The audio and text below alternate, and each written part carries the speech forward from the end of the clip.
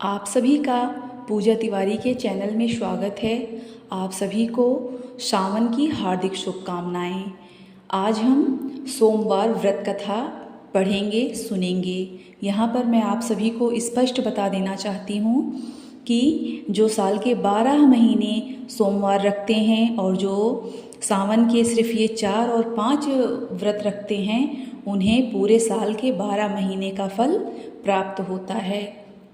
और जो साल के 12 महीना व्रत रखते हैं वो भी इस कथा को सुन सकते हैं, और जो सावन का सोमवार व्रत रखते हैं वो भी इस कथा को सुन सकते हैं। और ये बात भी मैं स्पष्ट करना चाहूँगी कि ये सोमवार व्रत कथा है। जो हम 16 सोमवार व्रत कथा रखते हैं उसकी कथा दूसरी है। मैं बहुत जल्दी उसका भी वीडियो आप सभी के लिए डाल दूँगी। व्रत कथा 16 सोमवार व्रत कथा में डाल दूँगी आप सभी के लिए।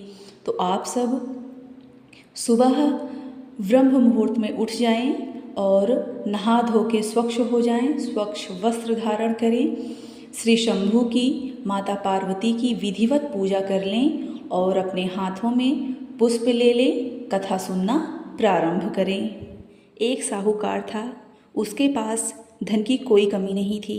उसके पास सभी प्रकार के सुख ऐश्वर्य साधन थे, किंतु उसको एक ही दुख था कि उसके पास कोई उसकी औलाद नहीं थी। दिन रात वह इसी चिंता में पड़ा रहता था और पुत्र पाने के लिए हर सोमवार भगवान चंद्रदेव और शिव जी का पूजन किया करता था। साहूकार की भोले के प्रति ऐसी निष्ठा देखकर एक बार माता पार्वती जी ने शिव शंभू से कहा, हे भोलेनाथ, हे नाथों के नाथ, ये साहूकार आपका अनन्य भक्त है और सदैव ही आपका व्रत और पूजन भक्ति भाव से किया करता है।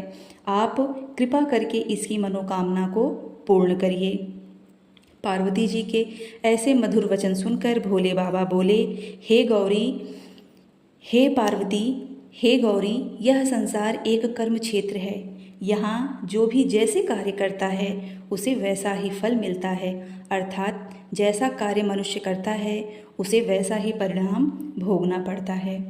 किंतु माता पार्वती ने फिर से आग्रहपूर्वक कहा, हे महादेव, यह आपका अनन्य भक्त है। यदि इसको कोई भी दुख है तो आप उसे अवश्य दूर करें। यदि आप अपने भक्तों की मनोकामना पूरी नहीं करेंगे तो क्यों मनुष्य आपकी भक्ति सेवा व पूजन करेगा। माता पार्वती जी के इस आग्रह को सुनकर शिव ने कहा, हे शिवे, इस साहूकार के कोई पुत्र नहीं है, इसी कारण यह दिन रात चिंतित व दुखी रहता है।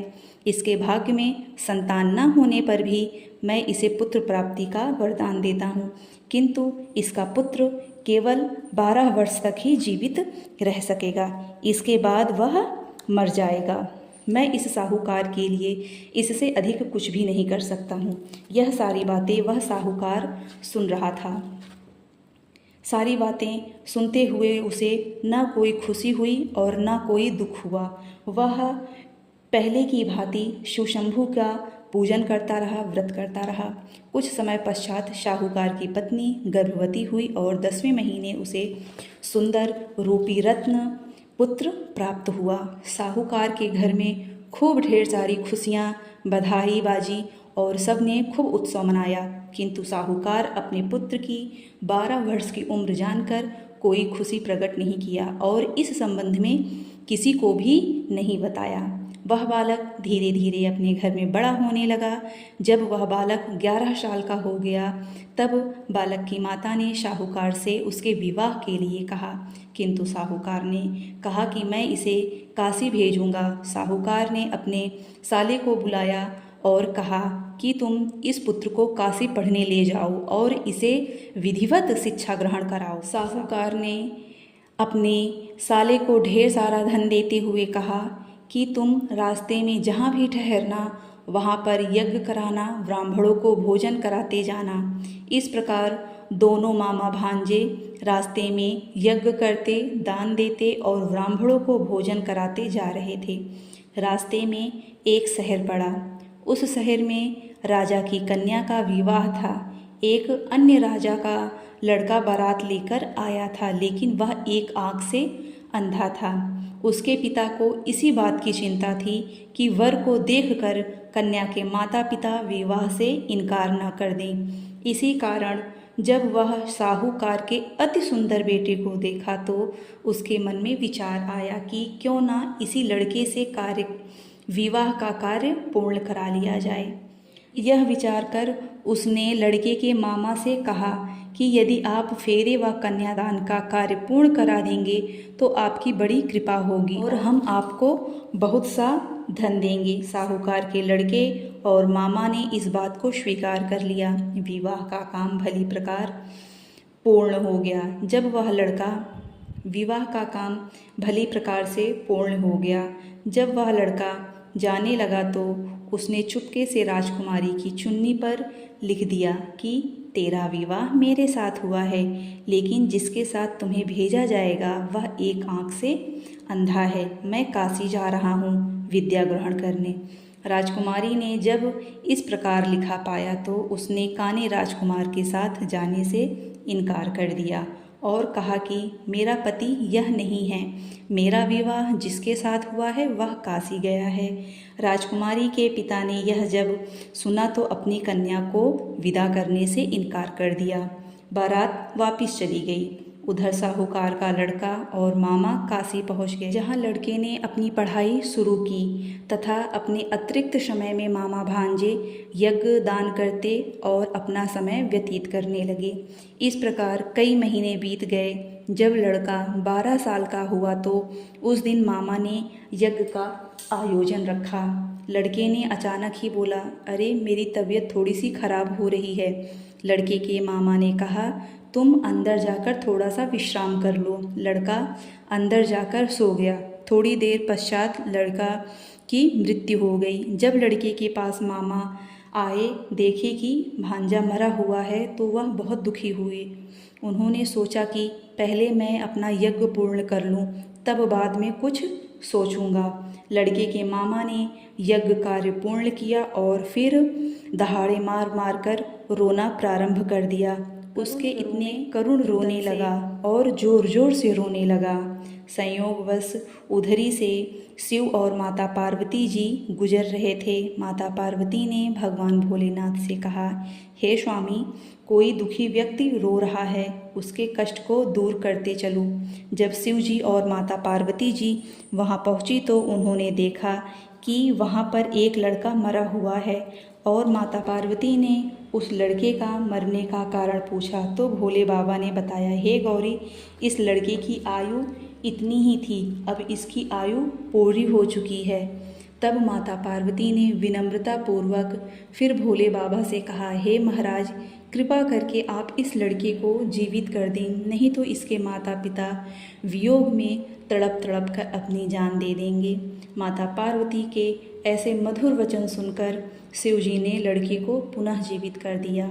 शिव जी की कृपा से लड़का जीवित हो गया। शिव शंकर माता पार्वती अपने धाम को चले गए। शिक्षा पूरी होने पर लड़का और उसका मामा पहले की तरह ही यज्ञ करते, ब्राह्मणों को भोजन कराते, दक्षिणा देते हुए अपने घर की ओर चल दिए। रास्ते में दोनों उसी शहर में आ टिके जहाँ पर लड़की की शादी हुई थी। वहाँ पहुंचकर लड़के ने यज्ञ करना शुरू कर दिया। जब वे दोनों यज्ञ कर रहे थे तो उस लड़के के ससुर यानी वहाँ के राजा उधर से गुजरे और घोड़े पर सवार होकर आए।